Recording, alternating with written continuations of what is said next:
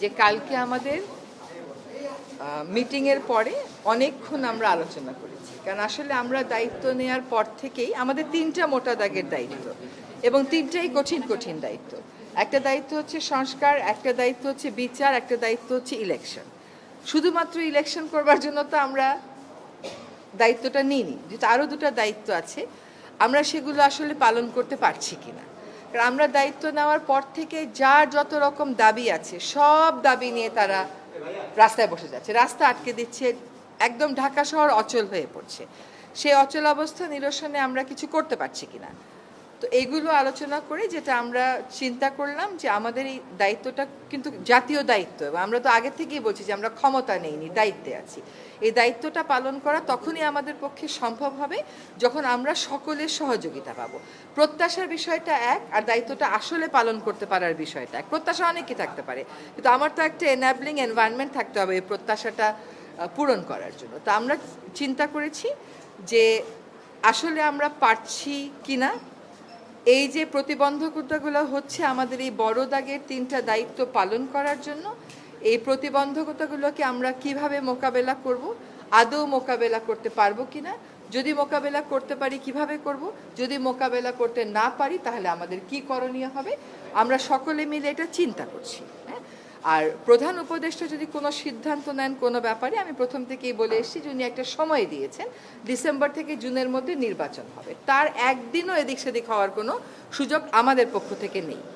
কাজে এইগুলো নিয়ে অন্য ধরনের কোনো কথা বলারও কোনো সুযোগ হওয়া উচিত ছিল না, কারণ বারবারই বলা হচ্ছে যে একটা সময়সীমা দিয়ে দেওয়া হয়েছে। এখন কিছু কিছু গুরু দায়িত্ব তো আছে, সেগুলো পালনের সাথেও তো মাসের একটা সম্পর্ক থাকতে পারে। তো উনার যদি কোনো কিছু বলার থাকে, আমি নির্বাচনের প্রশ্নেও বলেছি, দায়িত্ব পালনের প্রশ্নেও বলেছি, ওটা আপনারা ওনার থেকেই শুনবেন। না, চাপ মানে কি, ধরেন প্রত্যাশার একটা কোনো চাপ হচ্ছে যে আমরা পারফর্ম করতে পারছি কিনা, আমাদের বিবেচনায় বিবেকে ওইটাই একমাত্র চাপ।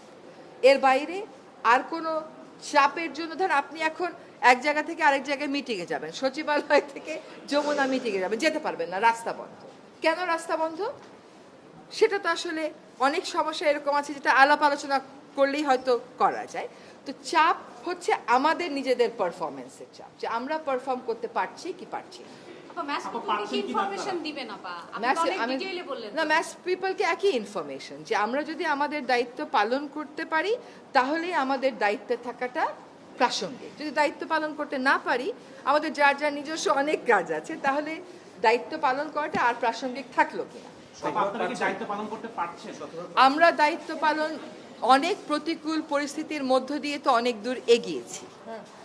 আমরা রিফর্ম কমিশনগুলো তাদের রিপোর্ট দিয়েছে, সেই রিপোর্টের উপরে রাজনৈতিক ঐক্য গড়ার প্রক্রিয়াটা শুরু হয়েছে, সকল রাজনৈতিক দল সেখানে পার্টিসিপেট করছে।